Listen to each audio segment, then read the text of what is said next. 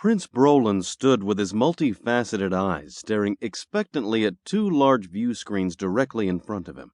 The fleet was rapidly nearing the orbital defenses protecting the planet. This food species was probably feeling confident in repelling them, since destroying some of the Vorn ships.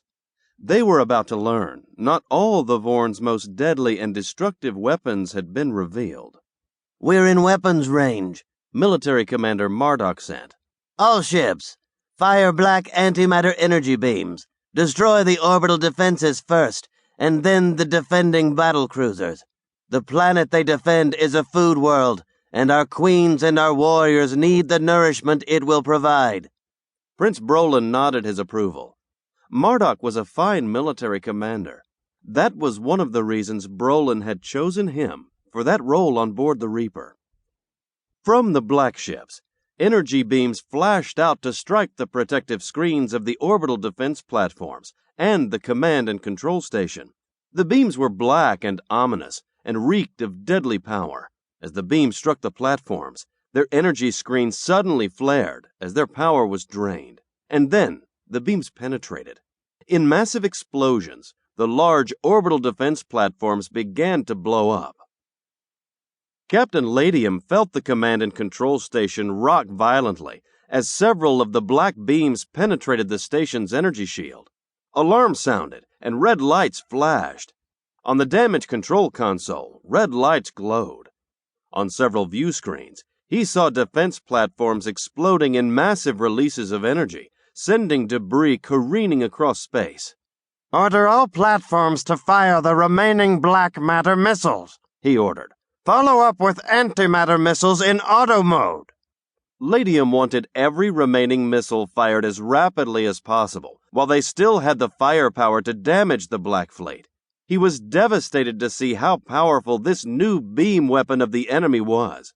He hadn't expected to lose so many of his defense platforms so quickly.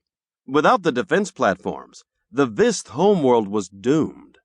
"Those beams are composed of the same type of energy as the black antimatter spheres," Droom reported, as his hands flew nimbly across his tactical console. "Only it's more focused and much more intense. Our energy shield won't hold up long, even with our energy reserves." As he spoke, the lights in the command and control center dimmed, and the station shook violently once more.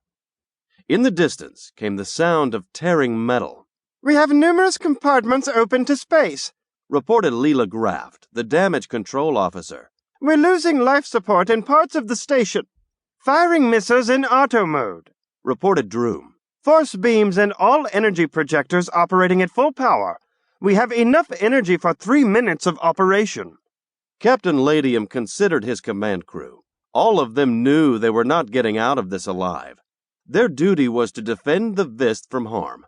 They would fail miserably in this, but they would all give their lives in the effort. However, Ladium saw no point in Captain Dreen sacrificing his ships needlessly, as they would be needed to defend other enlightened worlds, and possibly even Lakium. The vital information gleaned from this battle must be shared with all the protector worlds. The black ships could be destroyed, but at a terrible cost. In a calm and decisive voice, he turned toward the communications officer, seeing the fear in her eyes. "Tell Captain Dreen that he is to take his fleet and jump into hyperspace. When the last orbital defense platform has been destroyed, he's to proceed directly to Lakium and inform them of what transpired here.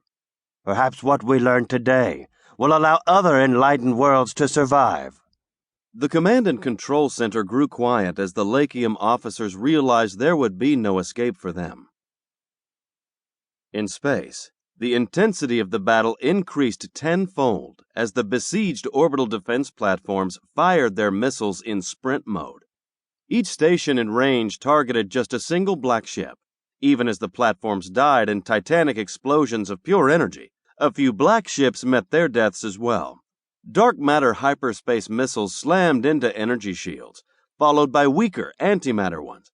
Energy shields on the black ships became engorged with energy, only to detonate violently when they finally reached their saturation point. To keep listening to this audiobook, I've left you a link in the description so you can do it, at no cost thanks to Audible's 30-day free trial.